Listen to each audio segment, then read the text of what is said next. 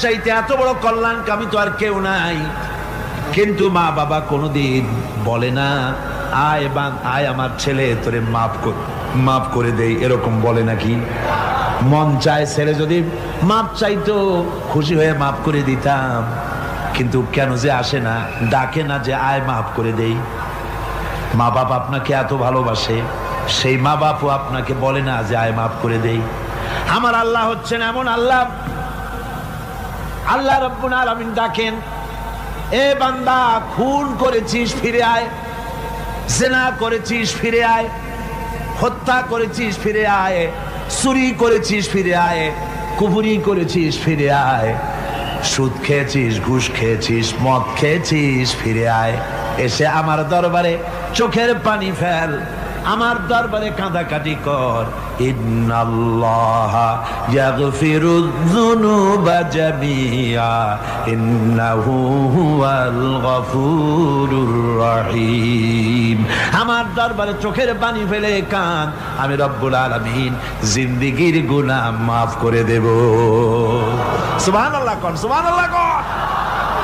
আমার কাছে কাঁদ, চোখের পানি ফেল।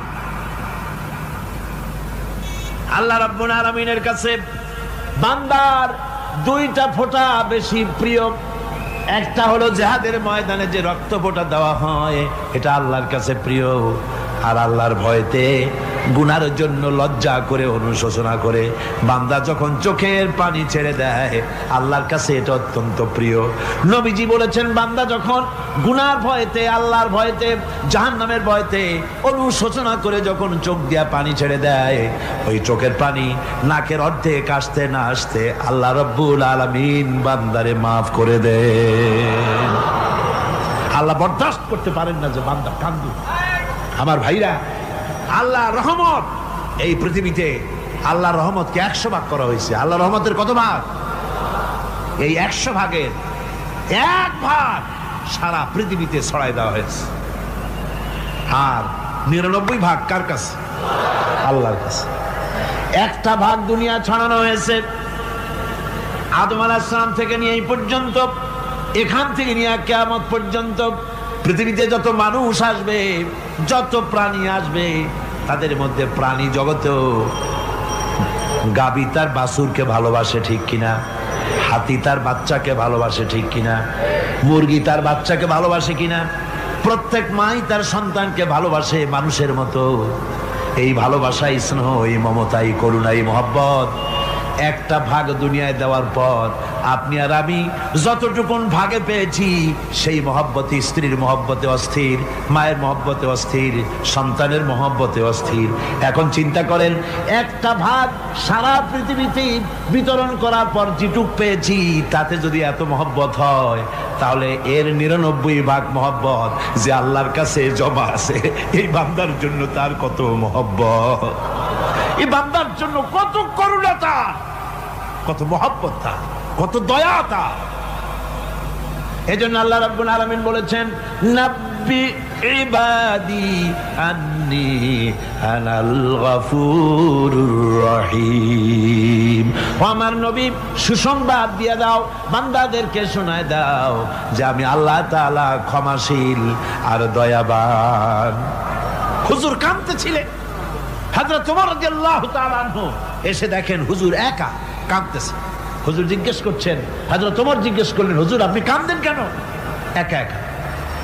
হযরত ওমর বলেন, আমি যখন প্রশ্ন করলাম, নবীজি বললেন, আমার কাছে কিছু আগে জিবরাইল এসেছিলেন, জিবরাইল এসে আমাকে বললেন, আল্লাহ পাক বলেছেন, হে আমার নবী, ইসলামের ভিতরে থেকে যে সমস্ত মানুষগুলো ইসলামের ভিতরে থেকে চুল আর দাড়ি পাকায় দিছে, কিয়ামতের দিন এই লোকগুলারে আমি শাস্তি দিতে আমার শরম হবে। হযরত ওমর বলেন, হুজুর উম্মতের জন্য কত বড় খোশ খবর এটা, আর আপনি কাঁদতেছেন। হুজুর বলেন, ওমর তুমি জানো না, আমার কান্নার কারণ ভিন্ন। আমার কান্নার কারণ হলো যে আল্লাহ রাব্বুল আলামিন কিয়ামতের দিন দাড়ি চুল পাকা বান্দারে শাস্তি দিতে শরম করবেন। সেই দাড়ি চুল পাকা বান্দাগুলি আল্লাহর সাথে নাফরমানি করতে শরম করে না। আমি এই লজ্জায় কাঁদতেছি। ভাইরা, হুজুর আল্লাহ পাক বলেন, ও আমার নবী, রাতের আধারে যখন একটা বুড়া আমার দরবারে হাত উঁচু করে, একটা বুড়া মানুষ রাতের আধারে যখন আমার দরবারে হাত উঁচু করে আর যখন বলতে থাকে রব্বুল আলামিন, আমার পেছনের জীবনটা বড় খারাপ করেছি, এমন কোন কাজ জীবনে করি নাই যা তোমার কাছে কিছু দাবি করতে পারি, সব রকমের নাফরমানি করেছি, আজ আমি বুড়া হয়ে গেছি, কামাই করতে পারি না, ছেলে আমাকে চোখে দেখতে পারে না, পুত্রবধূ আমাকে ঘরে জায়গা দেয় না, আমার স্ত্রী আমাকে দেখতে পারে না, রোজগার করতে পারি না, হাঁটতে পারি না, চলতে পারি না, সবার কাছে আমি তিতা হয়ে গেছি, আমি দাঁড়াতে পারি না, কোমরে ব্যথা পাই, হাঁটুতে ব্যথা পাই, চলতে পারি না, কানে শুনতে পাই না, চোখে দেখতে পারি না, আর তোমার কাছে কিছু চাইয়া নেব এমন ভালো কাজও করি নাই। এইভাবে যখন বান্দা কাঁদতে থাকে আমার দরবারে, ও আমার হাবিব আমার রহমতের দরিয়ায় জোশ মেরে যায়, আমার শরম হয় এই বুড়াটারে কেমনে খালি হাতে ফিরাইয়া দেই। সুবহানাল্লাহ, সুবহানাল্লাহ। আমার আল্লাহর এত দয়া, আমার আল্লাহর এত মায়া, এত মহব্বত। আমার আল্লাহ রাব্বুল আলামিন বলেন, ওয়াইযা সালাকা ইবাদি আন্নী ফাইন্নী করিব। ও আমার হাবিব, আমার বান্দা আমার ব্যাপারে প্রশ্ন করে, আমি বান্দার একদম নিকটে।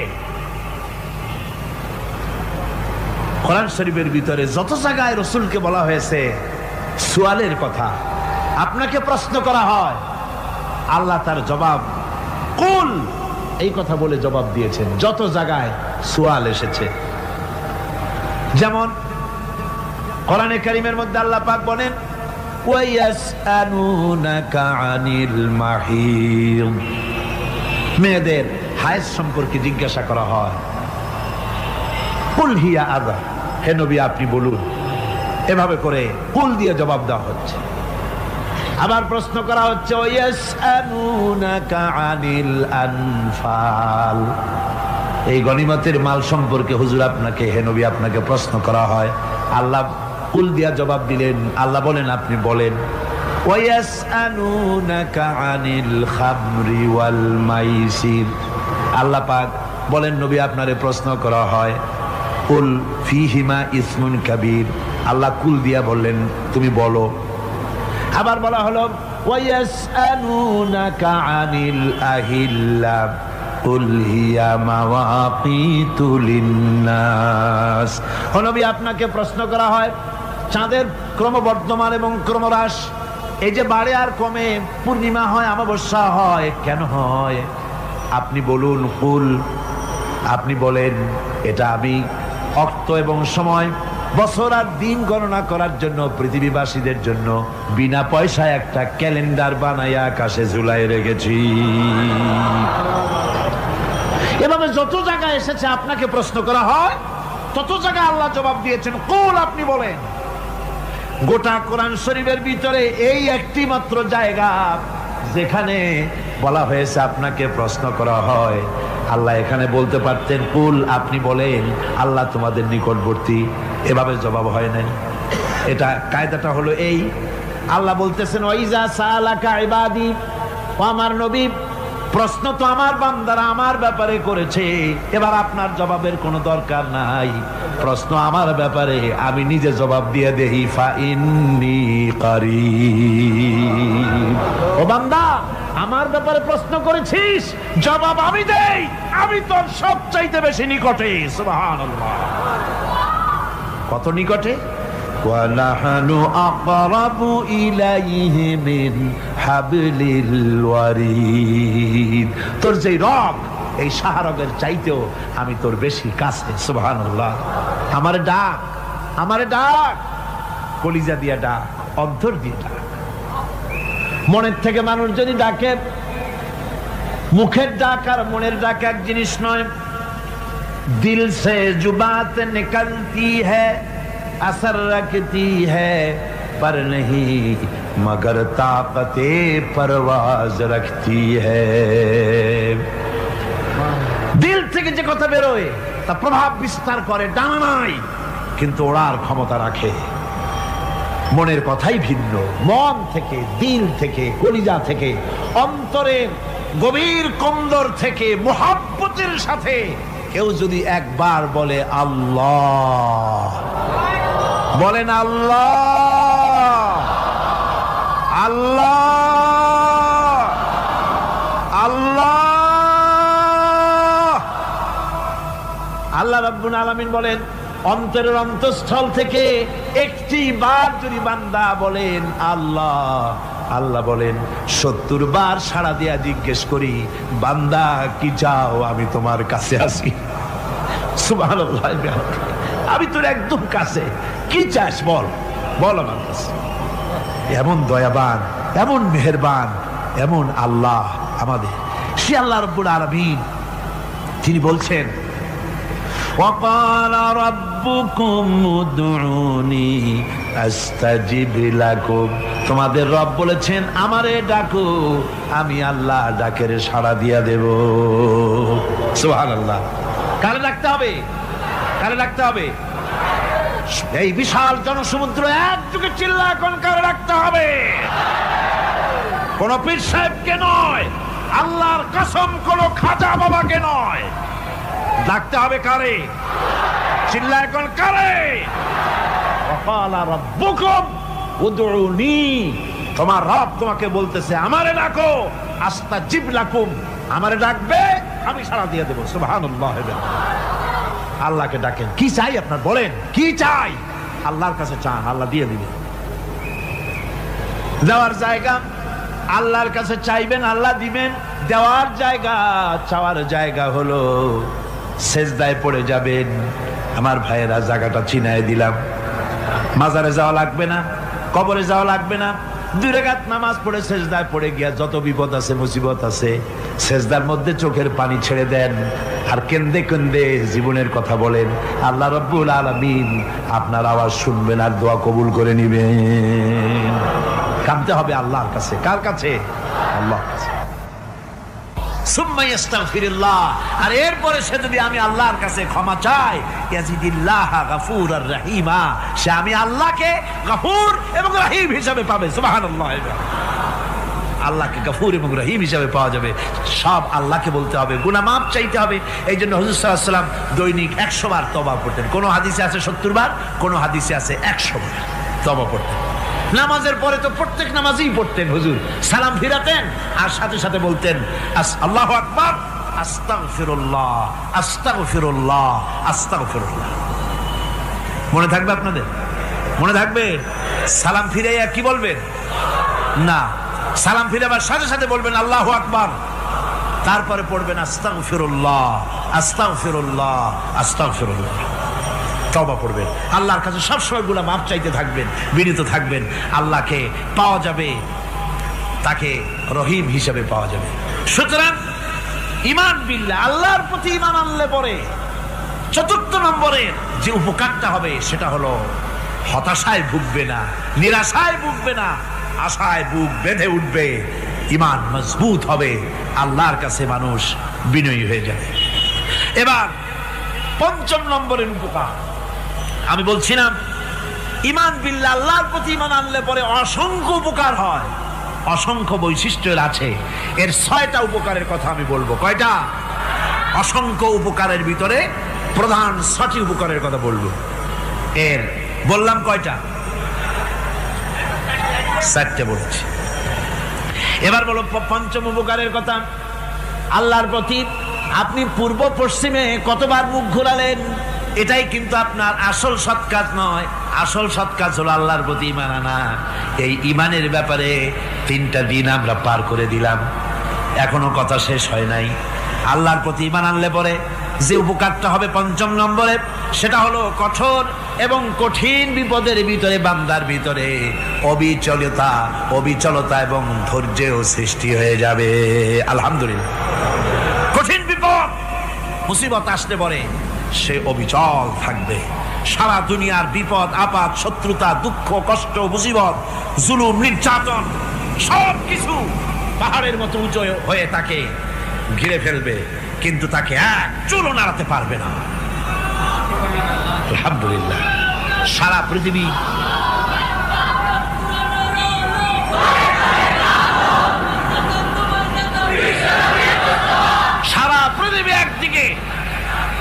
সে একা একদিকে থাকবে, বিরোধিতা তো হবেই, বিপদ তো আসবেই। কবি বলতেছেন সাথে জাকা রহা হ্যায় अज़ल से ता इमरोज, सते जाका रहा है अज़ल से ता इमरोज, चरागे मुस्तफावी से शरारे बुलहबीस। সে আবহমান কাল থেকে শুরু করে মুস্তাফা সাল্লাল্লাহু আলাইহি ওয়াসাল্লামের দীপ শিখার সাথে আবু জাহেল আবু লাহাবের অগ্নিস্ফুলিঙ্গের টক্কর লেগেই আছে। রাসূলুল্লাহ আল্লাহর দেওয়া এই বিধান, এই দ্বীনের বাতিটা টিম টিম করে চলেছে।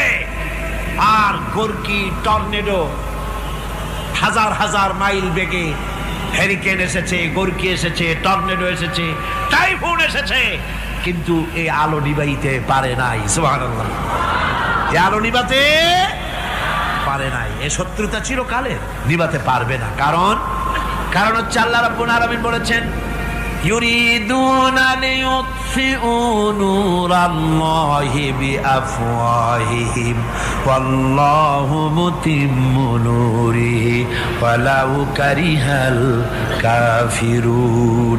ওরা চায় মুখের ফু দিয়ে আমার আলোকে নিভিয়ে দেবে, কিন্তু আমি আমার আলোকে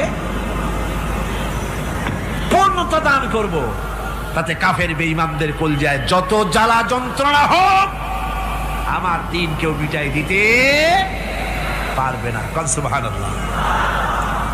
সুতরাং বিপদে অবিচলতা আসবে, সে অটল হবে, মজবুত হবে। কোরআনে কারীম বলতেছে ওয়া কাযালিকা জাআলনা লিকুল্লি নাবিয়্যিন আদুওয়াম মিনাল মুজরিমিন। এই পৃথিবীতে এমনি করে আমি সকল নবীদের শত্রু বানিয়েছি, সব পাপিষ্ঠ অপরাধীদেরকে। নবীদের সাথে বিরোধিতা করেছে কারা? পাপিষ্ঠরা, অপরাধীরা। আজও খুঁজে দেখেন, আজও ইসলামী আন্দোলনের বিরোধিতা যারা করে সবগুলি কি পাপিষ্ঠ? সত্য কি না কর? ইসলামী আন্দোলনের বিরোধিতা যারা করে হিসাব করে, চোখ দিয়ে তাকায় দেখেন, খুঁজে দেখেন তাদের নামগুলি।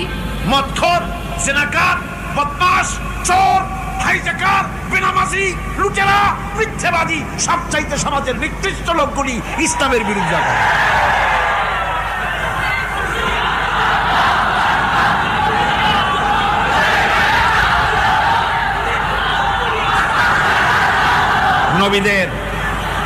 নবীদের শত্রু আল্লাহ বলেন সব যুগে নবীদের সাথে শত্রুতা করেছে পাপিষ্ঠরা।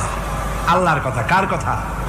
সকল যুগে নবীদের সাথে শত্রুতা করেছে পাপিষ্ঠরা, নিকৃষ্ট ধরনের অপরাধীরা। সুতরাং নবী রাসূলদের অবস্থা যখন এই, তখন দ্বীনের দাওয়াত যারাই দেবে তাদের কিসমত এরকম হবেই। এই বাধার মোকাবেলা তাদেরও করতে হবে। এই যে বাধাটা আসে, এই যে মারে, অপরাধ কি? এই যে তারা চোর বা ডাকাত যাদের মারা হয়। আল্লাহ রাব্বুল আলামিন বলেন অপরাধ হলো ওয়ামা নাকামু মিনহুম ইল্লা আইয়ুমিনু বিল্লাহিল আজিজিল হামিদ। অপরাধ হচ্ছে ইমানদার লোকদের উপরে নির্যাতন চালিয়েছে, অন্য কোনো কারণে নয়। কারণ একটাই, তারা আল্লাহর জমিনে আল্লাহর দ্বীন প্রতিষ্ঠা করতে চেয়েছে, আর কোনো অপরাধ না। জমিন আল্লাহর, জমিন কার? এই বিশাল জনসমুদ্র গর্জে উঠুন একযোগে, বলুন জমিন কার? আইন চলবে কার?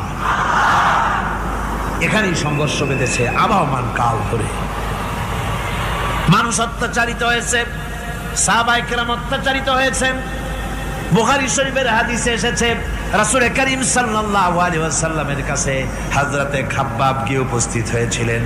হযরতে খাব্বাব বলেন, হাদিসটা এভাবে লেখা হয়েছে বুখারীতে, ওয়ান খাব্বাব বিন আরিদ রাদিয়াল্লাহু তাআলা আনহু قال شكونا إلى رسول الله صلى الله عليه وسلم وهو متوسد بردة له في ظل الكعبة।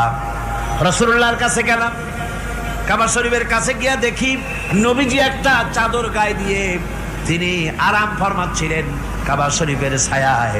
সেখানে গিয়ে বললাম, আলা তাস্তানসিরু লানা আলা তাদউ লানা ইয়া রাসূলুল্লাহ, হে আল্লাহর রাসূল, আপনি কি আমাদের জন্য আল্লাহর কাছে দোয়া চাইবেন না?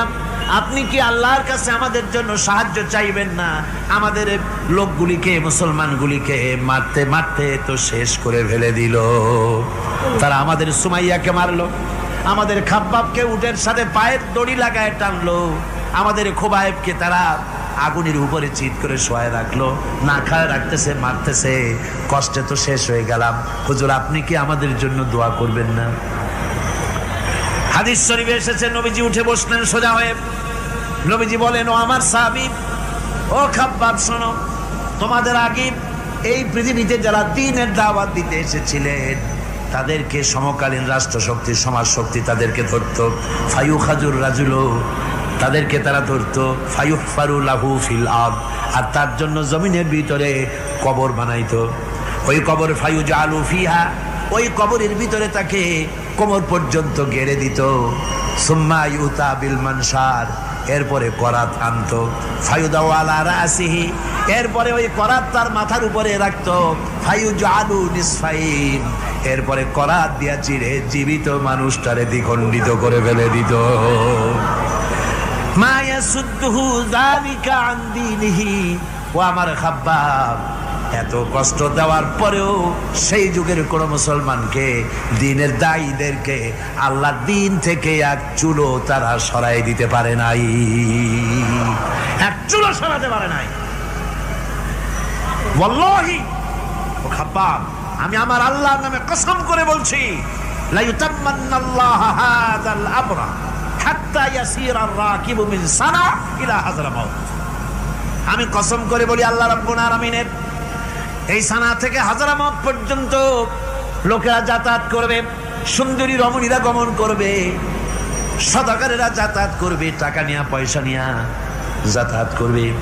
তাদের মনের মধ্যে লুটের ভয়, টাকার ভয়, চুরির ভয়, ডাকাতির ভয়, জেনার ভয়, হত্যার ভয়, ধর্ষণের ভয়, কোনো ভয় থাকবে না। লা ইয়াখাফু ইল্লাল্লাহ, আল্লাহ ছাড়া কোনো ভয় থাকবে না। এমন একটা সমাজ, এমন একটা সময় আসবে। ওয়ালাকিন্নাকুম তাস্তাজিলুন, অথচ খুব তাড়াহুড়ো তোমরা করতেছো। তাড়াহুড়ো করো না, সময় আসবে ইনশাআল্লাহ। আমার ভাইয়েরা, আমার বন্ধুগণ, কঠিন বিপদে অবিচলতা এবং ধৈর্যের দৃষ্টান্ত রেখে গেছেন আম্বিয়া আলাইহিমুস সালাম। সুবহানাল্লাহ। কঠিন বিপদে অবিচলতা, দৃঢ়তা, ধৈর্য কারে বলে, তার দৃষ্টান্ত কারা রেখেছেন? আম্বিয়া আলাইহিমুস সালাম। ওনারাই আমাদের আদর্শ, নবীরাই আদর্শ। সাহাবায়ে কেরাম রিদওয়ানুল্লাহ তাআলা আলাইহিম আজমাইন আমাদের আদর্শ। ভাইরা আমার, মুসা আলাইহিস সালামকে ফেরাউন যখন ঘিরে ফেলে দিল, কোরআনের সব কথা গল্প গুজবার ইতিহাসের জন্য লেখা হয় নাই। কোরআনের মধ্যে যা লেখা হয়েছে সব বান্দাদের উপদেশের জন্য, যাতে করে লোকেরা চিরটা কাল এর থেকে উপদেশ নিয়ে নিজেদের তৈরি করতে পারে। জোরে বলেন সুবহানাল্লাহ। মুসা আলাইহিস সালামের কথা আল্লাহ বলেন, ফেরাউন তাকে ঘিরে ফেলে দিল, পালাবার রাস্তা নাই। ফালাম্মা ترى الجمعان قال أصحاب موسى إنا لمدركون। মুসা আলাইহিস সালামের উম্মতেরা বললেন, হে মুসা, পাকড়াও হয়ে গেছি, পালাবার রাস্তা নাই। তিন দিক থেকে আমাদেরকে ঘেরাও করেছে ফেরাউনের শক্তি। সামনে কি? দরিয়া, আর তিন দিকে কি? ঘেরাও আন্দোলন। পালাবার পথ নাই, পালাবার পথ নাই। সারাশি আক্রমণ, ঘেরাও আন্দোলন। এই যে ঘেরাও টেরাও তো আজকে নতুন নাই, ঘেরাও আসছে অনেক আগের থেকে। আসলে কথা বুঝতে পেরেছি। মাইক না থাকলে আমি কি করবো কোন? আজকে এরকম হচ্ছে কেন? আগামীকাল ঠিক হবে ইনশাআল্লাহ, রাগ করেন না। গান হচ্ছে, বসেন বসেন। শয়তান ঢুকছে মাইকের মধ্যে। অনেক সময় হয় কি, মাইকের হাই পাওয়ারের যে মেশিন আছে, এর ভিতরে ইথার থেকে রেডিওর ওই গানগুলি ওর মধ্যে ঢুকে পড়ে। কথা বুঝতে পেরেছেন? এই জন্য শয়তান তো আর বসে থাকে না, ওরও তো কিছু করার আছে। ধৈর্য ধরেন, ধৈর্য ধরেন। কালকে অপারেটরদেরকে মাওলানা শামসুদ্দিন সাহেবের কাছে অনুরোধ করব, অপারেটর একটু ভালো করে হেদায়েত করে দেবেন। মাইকে আজকে আমার নিজেরও কষ্ট হচ্ছে, আমিও বুঝতে পারছি না যে আমার কথাগুলি কি আওয়াজে বেরোচ্ছে, যার জন্য আমাকে বেশি চিল্লাইতে হচ্ছে। বক্তাকে কি লাউডে তার কথা বেরোচ্ছে তা তার কানে আসতে হয়, তাহলে বোঝা যায় যে আমার কথাগুলি কিভাবে বেরোচ্ছে। এটা এই অবস্থায় সিচুয়েশন আজকে নাই, এবং লোকেরাও মাইকের ব্যাপারে আজকে অভিযোগ করেছে যা বিগত 16 বছরে করে নাই। সেটের ব্যাপারে কোথাও কোনো অসুবিধা হয়েছে? মাইকটা ভালো, এবং মাইক যারা দেন প্রতি বছর খেদমত করে, আল্লাহ তাদের প্রতি রহম করুন, সবাই বলেন আমিন। এদেরকে রাগ করে পথে পাই আবার মারধর করেন না। সিলেটের যে তাফসির মাহফিল হয়, বিগত 19 বছর তাফসির করেছি একটানা, এবার 20 বছর পুরো হবে ইনশাআল্লাহ। সিলেটে একটানা 20 বছর তাফসির করতেছি সেখানে। তো মাইক, একটা লোক বিনা পয়সায় মাইক দেয়, মাইকের ভাড়া সে নেয় না, তাফসিরের মাহফিলের মাইকের ভাড়া নেয় না।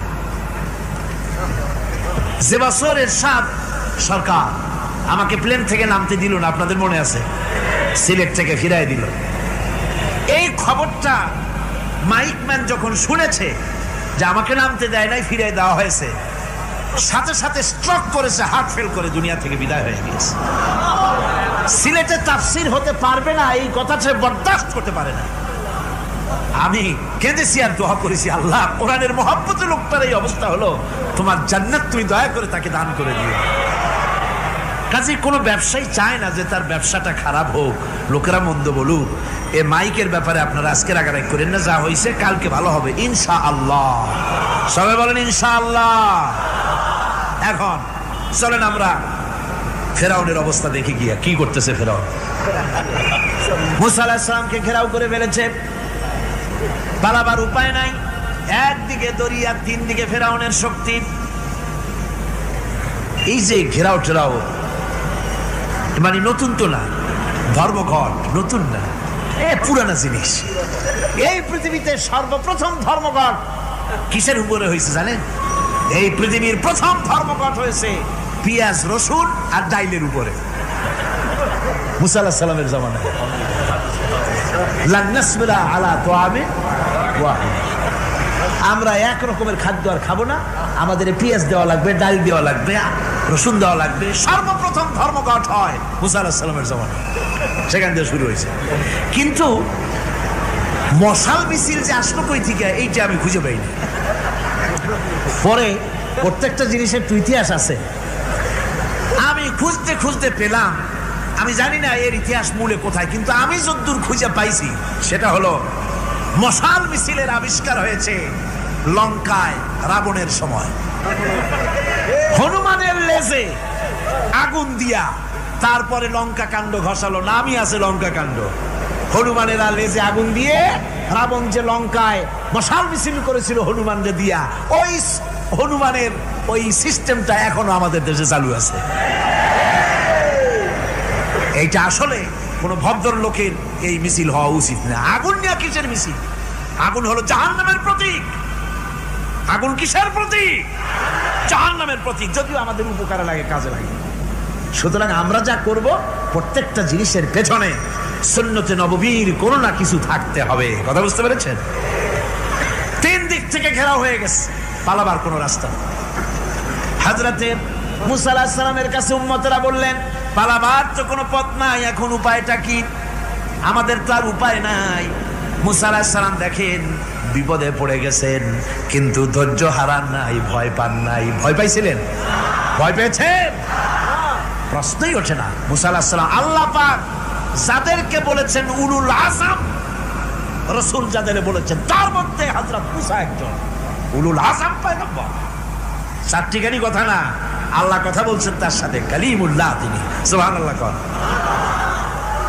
মুসা আলাইহিস সালাম শোনালেন, কাল্লা ইন্না মাইয়া রাব্বি সায়াহদিন। কখনো নয়, আমার উম্মতেরা ভয় পেও না, আমার রব অবশ্যই আমাকে পথ দেখাবে। সুবহানাল্লাহ। তিন দিক থেকে শত্রু, একদিকে দরিয়া, পালাবার কোন রাস্তা নাই। সেখানে দৃঢ়তার সাথে তিনি বলছেন, অবশ্যই আমার আল্লাহ আমারে পথ দেখাবে। সুবহানাল্লাহ। নবীরা এই দৃঢ়তা দেখিয়েছেন, অবিচলতা দেখাইছেন। আল্লাহ পাক মুসা আলাইহিস সালাম যখন এই দৃঢ়তা দেখালেন, এই অবিচলতা দেখালেন, সঙ্গে সঙ্গে জিবরাইল এসে হাজির হয়ে গেলেন। আল্লাহ পাক বলেন ফাআওহাইনা ইলা মূসা আন আদরিব বিআসাকাল বাহরা ফানফালাকা ফাকানা কুল্লু ফিরকিন কাত্তাউদিল আযীম। মুসা আলাইহিস সালামকে আমি ওহী নাযিল করলাম, তাকে বললাম হাতে যে লাঠি আছে এই লাঠি দিয়ে আঘাত করো দরিয়ার উপরে। দরিয়ার উপরে আঘাত করলেন, একটা রাস্তা হয় নাই, 12টা রাস্তা তৈরি হয়ে গেল। আর দেওয়ালগুলা পাহাড়ের মতো উঁচা হয়ে গেল। দরিয়ার ভিতরে পাহাড়ের মতো উঁচা মজবুত 12টা রাস্তা। এবার মুসা আলাইহিস সালাম তার দলবল নিয়ে চললেন। আল্লাহ রাব্বুল আলামিন বলেন ওয়া আনজাইনা মূসা ওয়া মান মাআহু আজমাইন। মুসা এবং তার সাথী সঙ্গীদেরকে আমি পার করে দিলাম। মুসা আলাইহিস সালাম এবং তার সাথী সঙ্গী নিয়ে যখন দরিয়ার মাঝখানে আসছে, ফেরাউন তার দলবল নিয়ে এসে গেছে। আসে দেখে নদীর মধ্যে রাস্তা। বাবা, খুব তো কায়দা। ও মনে করছে ওর বাজানের তৈরি করা ডিস্ট্রিক্ট বোর্ডের রাস্তা। ওর লোকজন নিয়ে নেমে গেছে দরিয়ার ভিতরে। ও আসছে মাঝখানে, মুসা আলাইহিস সালাম চলে গেছে ওপার, দরিয়া পার। মাঝখানে যখন এসে গেল, আল্লাহ রাব্বুল আলামিন পানিকে অর্ডার করলেন কুন। আল্লাহর তো বটন টেপা লাগে না, মুখ দিয়া কোনো হুকুম করা লাগে না, শুধু বলেন কুন। যে ব্যাপারে কুন বলেন ফায়াকুন, সাথে সাথে হয়ে যায়। আল্লাহ বললেন কুন, আর অমনি রাস্তা বন্ধ হয়ে গেল। এবার তুফান শুরু হয়েছে নদীতে, ঢেউয়ের উপরে ঢেউ, মৌজুন কাল জিবাল, পাহাড়ের মতো উঁচু হয়ে হয়ে ঢেউ আসতেছে।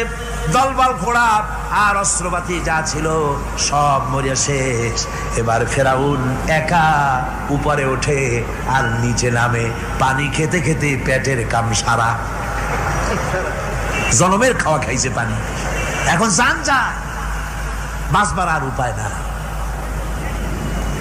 বাঁচবার আর উপায় নাই। ফেরাউন তার নিজের জীবন সম্পর্কে হতাশ হয়ে গেল। এবার ফেরাউন বলতেছে আমানতু আন্নাহু লা ইলাহা ইল্লাল্লাযী আমানাত বিহি বানু ইসরাঈল। আমি ঈমান আনলাম, আমি ঈমান আনলাম আল্লাহ ছাড়া কোনো ইলাহ নাই। ওই আল্লাহর উপর ঈমান আনলাম যে আল্লাহর উপরে ঈমান এনেছে বনি ইসরাঈলেরা। আল্লাহ যাতে ঠিক পাইছে কোন আল্লাহর উপর ঈমান আনছে।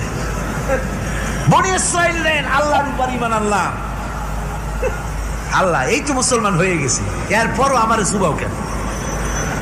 আল্লাহ রাব্বুল আলামিন জবাবে বলেন আল আন, এখন ওয়াকাদ আসাইতা ক্বাবলু ওয়া কুনতা মিনাল মুফসিদিন। এখন ঈমান আনার কথা বলছো, অথচ যুগের পর যুগ, বছরের পর বছর ধরে আমার মানুষের উপরে মন গড়া আইন চালায়েছ, আমার পয়গম্বরের সাথে বেয়াদবি করেছ। আজ তোমাকে আমি ছাড়ছি না, তোমাকে আজকে ছেড়ে দেব না, আমি তোমাকে মারব। আর সমস্ত প্রাণীগুলিকে, স্থলচর প্রাণীগুলিকে আল্লাহ পাক অর্ডার দিয়া দিলেন, এই ফেরাউনের লাশকে ডুবাবি না, পচাবি না, খাবি না।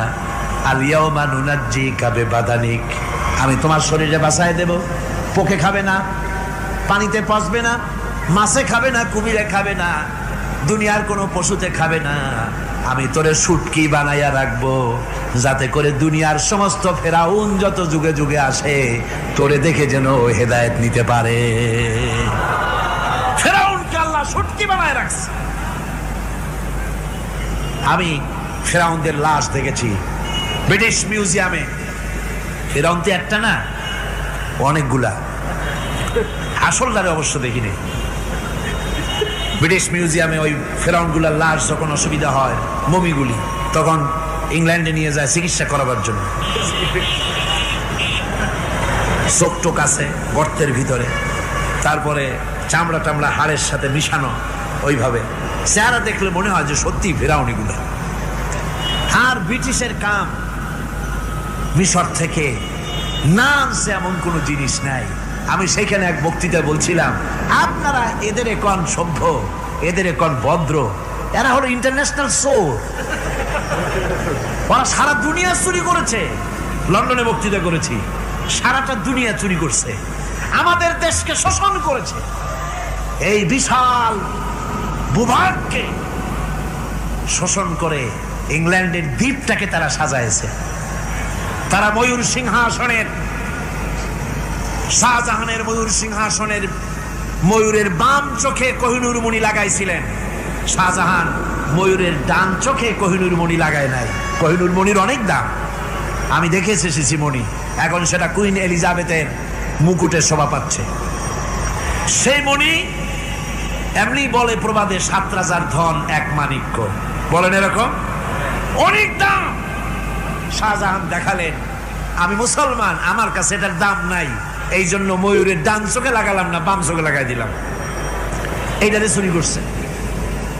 তারপরে মিশর থেকে, মিশরের মমি চুরি করেছে, জুতা চুরি করছে, ছাতি চুরি করছে, পিসা চুরি করেছে। আমি বললাম, এগুলা কি ভদ্রলোক নাকি? আর জুতা চোর, পিসা চোর, লাঠি চোর সব চুরি করেছে। যাই দেখেন ব্রিটিশ মিউজিয়ামের মধ্যে সব দুনিয়ার চুরি করা জিনিস নিয়ে তারা মানুষকে দেখাইয়া পয়সা উপার্জন করছে। টিপু সুলতানের তরবারিটা পর্যন্ত চুরি করেছে। আজ পর্যন্ত ব্রিটিশ মিউজিয়ামে টিপু সুলতানের তরবারিটা আছে, আমি তরবারিটা দেখে এসেছি। আমার বন্ধুগণ, বলতেছিলাম যে পৃথিবীতে আল্লাহ রাব্বুল আলামিন নবীরা তাদের চরিত্র দিয়ে বিপদের মোকাবেলা করে, দুনিয়ার সামনে কঠিন বিপদের মোকাবেলা করে অবিচলতা, দৃঢ়তা দেখায় গেছেন যে কেমন করে এই পৃথিবীতে বিপদের সামনে মোকাবেলা করতে হয়। ধৈর্য ধরতে হবে। বিপদ আসবে পাহাড় সমান হয়ে, আপনাকে ধৈর্য ধারণ করতে হবে সেভাবে বুক বেঁধে। যেহেতু এটা যদি বিশ্বাস হয় যে আমার কিসমতে যা আছে তার থেকে বেশি কিছু হবে না, তাহলেই আপনার ধৈর্য আসবে, ভয় পাবেন না। কথা ঠিক কিনা কন? এবারে হযরত হুদ আলাইহিস সালাম সম্পর্কে আল্লাহ রাব্বুল আলামিন বলেন, হযরতে হুদকে যখন ষড়যন্ত্র হলো, কাফির বেঈমানেরা তাকে মেরে ফেলার জন্য যখন সরকারি ষড়যন্ত্রে লিপ্ত হয়ে গেল, হযরতে হুদ সমাজের এই চ্যালেঞ্জের মোকাবেলা করলেন। হযরত হুদ বলেন, ফাকিদুনি জামিআন সুম্মা লা তুনজিরুন ইন্নী তাওয়াক্কালতু আলাল্লাহি রাব্বি ওয়া রাব্বিকুম। আমি, তোমরা তোমাদের ষড়যন্ত্র আমার বিরুদ্ধে যত পারো আমার বিরুদ্ধে ষড়যন্ত্র চালাও, এতটুকু আমার অবকাশ দিও না। আমি এমন আল্লাহর উপরে ভরসা করেছি যার হাতের ভিতরে তোমাদেরও জান আর আমারও জান। যা পারো তাই করো। সরকার, সমস্ত শক্তি একত্রিত হয়ে আমার মোকাবেলা করো। একদিকে হুদ আলাইহিস সালাম, আর একদিকে গোটা জাতি। হযরত হুদ ভয় পায় নাই। সুবহানাল্লাহ কোন? ঈমান বিল্লাহ মানুষের কলিজাকে এভাবে শক্ত করে দেয়। কোন আলহামদুলিল্লাহ। এবারে এই বিপদের, কঠিন বিপদের মোকাবেলা করে আমার রাসূল যে প্রমাণ দিয়া গেলেন, আমার রাসূল যে কঠিন বিপদের মোকাবেলা করলেন, ভাইরা আমার, হিজরতের রাতে সওদ পাহাড়ের ভিতরে যখন তিনি আশ্রয় নিলেন, হযরতে আবু বকরের সাথে ছিলেন। হযরতে আবু বকর রাদিয়াল্লাহু তাআলা আনহু বলেন, হুজুর আপনি দাঁড়ান, এটা তো পাহাড়িয়া গুহা, গুহার ভিতরে সাপ থাকতে পারে, বিচ্ছু থাকতে পারে, আমি আগে ঢুকি, বিপদ যদি হয় আমার উপর থেকে হয়ে যাক। গুহার ভিতরে নেমে গুহা সাফ করলেন। এরপরে হুজুরকে ডাকলেন, হুজুর তাশরীফ নিলেন গুহার ভিতরে। এরপরে হুজুর বললেন, আবু বকর, পাহাড়ে হেঁটে হেঁটে 2-3টা পাহাড় পাড়ি দিয়া যাওয়া লাগে সোর পাহাড়ে। মদিনার সোজা রাস্তা হুজুর ধরেন নাই, মেসফালার পথ দিয়া, জাবালে কেদোয়ার উপর দিয়া 3টা পাহাড় পাড়ি দিয়া তারপরে হুজুর গেলেন সোর পাহাড়ে। গুহার ভিতরে হুজুর তাশরীফ নিলেন। বললেন, আবু বকর তুমি বসো, তোমার উরুর উপরে মাথা রেখে আমি একটু আরাম করি। হযরতে আবু বকর বসলেন, হুজুর তার উরুর উপরে মাথা রেখে ঘুমায় গেলেন। আর এরপরে কাফির বেঈমানেরা তালাশ করতে করতে কাফেররা এসে গেল পায়ের চিহ্ন দেখে দেখে গর্তের কাছে। হযরত আবু বকর ভয়তে কেঁদে ফেললেন, আরে আর তো উপায় নাই। এবার তো ধরা পড়ে গেছি, এবার নবীজিকে মেরে ফেলে দেবে। নবীর মহব্বতে, নিজের মহব্বতে নয়, নবীর মহব্বতে কাঁদতেছিলেন। হুজুর বলেন, হুজুরের ঘুম ভেঙে গেল। বলো আবু বকর কাঁদো কেন? ছেলের কথা, মেয়ের কথা, বিবির কথা, বাড়ির কথা মনে পড়লো নাকি? হযরত আবু বকর বলেন, ইয়া রাসূলুল্লাহ, আল্লাহর কসম করে বলি, যেদিন ঈমান এনেছি এই কলিজার ভিতরে মা বাপ, স্ত্রী, পুত্র, পরিজন, এমনকি আমার নিজের জীবনের চাইতে আপনারে বেশি ভালোবাসি। তা কাঁদো কেন? কাঁদো কেন? হযরত আবু বকর বলেন, হুজুর ধরা পড়ে গেছি, কাফেররা এসে গেছে, গর্তের কাছে তাকালি আমাদের দেখতে পাবে। আমরা তো মাইনরিটি, ওরা তো মেজরিটি, আমরা তো ধরি মারি ফেলাই দেবে, আপনাকে মেরে ফেলে দেবে, এই জন্য কাঁদি। আল্লাহ রাব্বুল আলামিন হুজুর তখন কি দৃঢ়তা, কি অবিচলতা, কি ধৈর্যের পাহাড় সম মনোবৃত্তি তখন দেখালেন। আল্লাহ কোরআন শরীফে চিরকাল যাতে মানুষেরা হেদায়েত নিতে পারে, সেজন্য হুজুরের কথা উঠায় দিলেন কোরআনে। আল্লাহ পাক বলেন, ইযহুমা ফিল গার ইয ইয়াকুলু লিসাহিবিহি লা তাহজান ইন্নাল্লাহা মা'ানা। ও বন্ধু, ভয় পেও না, আল্লাহ আমাদের সাথে আছেন। সুবহানাল্লাহ। আল্লাহ আমাদের সাথে আছেন। আমরা মাইনরিটি নই, আমরাই মেজরিটি। আল্লাহ আছে আমার সাথে, ভয় পাওয়ার কোনো কারণ নাই। সুবহানাল্লাহ। আল্লাহ পাক বলেন, ফাআনজালাল্লাহু সাকিনাতাহু আলাইহি ওয়া আইয়াদাহু বিজুনুদিন লাম তারাওহা। আমি এদের অন্তরের ভিতরে আমি শান্তি নাজিল করে দিলাম, প্রশান্তি দিয়া দিলাম, আর আমি সাহায্য করলাম, আর এমন সব সৈন্য পাঠায় দিলাম যে সৈন্যগুলি তোমরা দেখতে পাও নাই। সুবহানাল্লাহ ওয়া বিহামদিহি। ভাইরা আমার, রাসূল করিম সাল্লাল্লাহু আলাইহি সাল্লাম এই বিপদের মাঝে, চরম বিপদের মাঝে অবিচলতা, দৃঢ়তা, কঠিন আত্মনির্ভরতা দেখিয়েছেন। এগুলি হলো ঈমানের ৫ম নম্বরের উপকারিতা। আল্লাহর প্রতি ঈমান আনলে এভাবে পাহাড় সম ঈমান মজবুত হয়ে যায়। জেলের পরোয়া করি না, ফাঁসির পরোয়া করি না, শহীদ হওয়ার পরোয়া করি না, মেরে ফেলে দেবে, উড়ায় দেবে, হত্যা করবে, পরোয়া করি না। পরোয়া করি কেবলমাত্র কাকে? জোরে বলেন কারে? এইরকম মুসলমান হাজার হাজার লাখ লাখ দরকার নাই, ৩১৩ জন যথেষ্ট। কয়জন যথেষ্ট? ৩১৩ জন যথেষ্ট। বদরে যারা জান দিয়ে, মাল দিয়ে দিনকে প্রতিষ্ঠিত করেছিলেন, এরকম ৩১৩ জনই যথেষ্ট ছিল। এই দৃঢ়তা, এই অবিচলতা, এই ঈমান, এই ধৈর্য শিক্ষা দেয়, এই উপকার করে ঈমান বিল্লাহ। আল্লাহর প্রতি ঈমান আনলে এভাবে পাহাড়ের মতো শক্ত হয়ে যায় কলিজা। কোন আলহামদুলিল্লাহ। আমার বন্ধুগণ, এবার আমি বলবো সর্বশেষ উপকারের কথাটা বলি, মোনাজাত ছেড়ে দেব। কয়টার কথা বলছিলাম? উপকার ৬টা উপকারের কথা বলেছি। অনেকগুলি বৈশিষ্ট্য, অনেকগুলি উপকারের মধ্যে আল্লাহর প্রতি ঈমানের ৬টা উপকারের কথা ৫টা বলা হয়ে গেছে। এবার ৬ষ্ঠ নম্বর এবং শেষ নম্বর, এটা হচ্ছে আল্লাহর প্রতি ঈমান আনলে পরে তার দ্বারা সবচাইতে বেশি ফায়দা পায় সমাজ এবং রাষ্ট্র। কোন আলহামদুলিল্লাহ, কোন আলহামদুলিল্লাহ। আল্লাহর প্রতি ঈমানের দ্বারা নৈতিক সংশোধন হয় এবং রাষ্ট্র আর সমাজ সবচাইতে বেশি উপকৃত হয়। কারণ হলো ঈমানদার ব্যক্তি আল্লাহর প্রতি যে ঈমান এনেছে, তার মনের মধ্যে ধারণা এটা হয়, আমার কোনো কাজ তো গোপন থাকে না। ইন্নাল্লাহা লা ইয়াখফা আলাইহি শাইউন ফিল আরদি ওয়ালা ফিস সামা। আল্লাহর কাছে গোপন বলতে কিছু নাই, আকাশেও নাই, জমিনেও নাই, কোনো কিছু গোপন নাই। সুতরাং আমি যা করি সব আল্লাহ দেখেন এবং শোনেন। এমনকি মানুষ যে কল্পনা করে, সে কল্পনাও আল্লাহ টের পায় না নাকি? টের পায় কিনা? ওয়াইন তুবদু মিন আনফুসিকুম আও তুখফুহু ইউহাসিবুকুম বিহিল্লাহ। মনের ভিতরে যে কল্পনা করো, আল্লাহ পাক বলেন এই কল্পনারও হিসাব আমি রব্বুল আলামিন তোমার কাছ থেকে নেব। ফায়ুআযযিবু মাইয়াশাউ, যারে খুশি শাস্তি দেব আর যারে খুশি আমি মাফ করে দেব। জোরে বলেন সুবহানাল্লাহ। ফায়াগফিরু লিমাইয়াশা ওয়া ইউআযযিবু মাইয়াশা, যারে খুশি মাফ করব, যারে খুশি শাস্তি দেব, কল্পনারও হিসাব নেব। এই কথা মুমিনের যদি জানা থাকে তাহলে আর তার কোনো চিন্তা থাকে না, তার নৈতিক চরিত্র ভালো হয়ে যায়। কোন সুবহানাল্লাহ। আমার বন্ধুগণ, ইমানদার লোক, আল্লাহর প্রতি ইমান আসলে পরে সমাজ উপকৃত হয়, রাষ্ট্র উপকৃত হয়ে যায়। যেহেতু বান্দা জানে আমি দায়িত্বহীন কোনো কথা বলতে পারবো না, দায়িত্বহীন কোনো কাজ করতে পারবো না। আল্লাহ পাক বলেছেন মা ইয়ালফিযু মিন কাউলিন ইল্লা লাদাইহি রাকীবুন আতীদ। বান্দা এমন কোনো কথা বলে না যে কথা আমার ফেরেশতারা রেকর্ড করে না রাখে।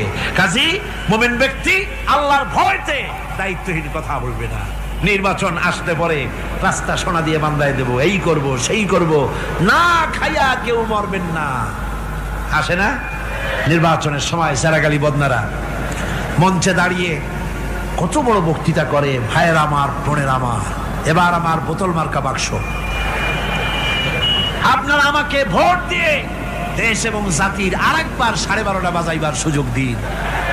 এবার ক্ষমতায় গেলে কেউ না খাইয়া মরবেন না, কিন্তু কি খাইয়া মরবে তাও বলে না। এর মারফতি অর্থ হচ্ছে এই, ওরা যদি ক্ষমতায় যেতে পারে তাহলে বিষ খাইয়া হোক, গুলি খাইয়া হোক, কিছু না কিছু খেয়ে মরতে হবে। একেবারে খালি পেটে মরলে গ্যাস্ট্রিক হওয়ার সম্ভাবনা আছে। ঈমান বিল্লাহ যদি না থাকে, আল্লাহর ভয় যদি না থাকে, তাহলে দায়িত্বহীন কথা বলে। আর আল্লাহর ভয় যদি থাকে তাহলে নৈতিকতার সংশোধন হয়ে যায়, দায়িত্বপূর্ণ কথা বলে, মানুষকে ফাঁকি দেয় না। আমার বন্ধুগণ, আল্লাহ রাব্বুল আলামিন তার বান্দা যারা আল্লাহকে ভয় করে, সে ভয় করা বান্দাগুলির মনের মধ্যেই চিন্তা এসে যায়, আমি যেখানে থাকি না কেন আল্লাহ আমাকে দেখতেছেন, শুনতেছেন। রাতে হোক দিনে হোক যেখানে আছি আল্লাহ আমারে দেখতেছেন। আল্লাহ পাক বলতেছেন ওয়া হুয়া মাআহুম ইজ ইউবাইতুনা মা লা ইয়ারদা মিনাল কাওলি ওয়া কানা আল্লাহু বিমা ইয়ামালুনা মুহীতা। আল্লাহ পাক বলেন আমি তো আমার বান্দার নিকটে তখনও থাকি যখন সে গোপনে গোপনে রাতের বেলায় আমার মর্জির খেলাফ পরামর্শ করে। আমার মর্জির খেলাফ পরামর্শ করতেছে রাত্রে, আমি তো তখনও কাছে থাকি, ওটা আমি শুনি। ঈমান যদি আসে তাহলে এই সব কাজ থেকে সে বিরত থাকে। সে যদি কম হয় সেখানেও আল্লাহ, বেশিও যদি হয় সেখানেও আল্লাহ। এমন কোন জায়গা আছে নাকি চিটাগংয়ে যেখানে আপনি একটা আকাম করবেন আর আল্লাহ টের পাবে না? কোন আছে নাকি? আচ্ছা চট্টগ্রামে না থাকুক, বাংলাদেশের কোন জায়গা আছে নাকি? পার্বত্য চট্টগ্রামে যত পাহাড় আছে, উঁচু নিচে জায়গা আছে, ওই জায়গায় বোধহয় আছে নাকি? সারা পৃথিবীতে আছে কোথাও? আল্লাহকে ফাঁকি দেওয়ার জায়গা কোথাও? সব স্পষ্ট। আল্লাহ কি ঘুমায় নাকি? ঘুমায়? তার কাছে দিনও যায় রাতও যায়, সমানে তিনি দেখতে পান, শুনতে পান, সবকিছু দেখতে পান, সবকিছু শুনতে পান। তাকে ফাঁকি দেওয়ার কোনো উপায় নাই। এই জন্য ৬ষ্ঠ নম্বরের উপকার যেটা হয় সেটা হলো সমাজ উপকৃত হয় ওই মানুষ দিয়ে যার মধ্যে ঈমান আছে। হযরত ওমর রাদিয়াল্লাহু তাআলা আনহু রাতের আধারে শেষ রাত্রে ঘুরতেছিলেন, দেখেন এক বাড়িতে কথা হচ্ছে, কথাবার্তার আওয়াজ পাওয়া যায়। মনে করলেন কোনো অসুখ বিসুখ নাকি। ঘরে গিয়ে কান পাচ্ছেন দেওয়ালের সাথে, শুনতে পাচ্ছেন ভিতরে বুড়ি মা তার মেয়েকে বলছে, এই মেয়ে ওঠ, উঠের দুধ দোয়াই নিয়ে আসছি, এর মধ্যে পানি মিশা, তারপর সকালে বাজারে নিয়ে যা।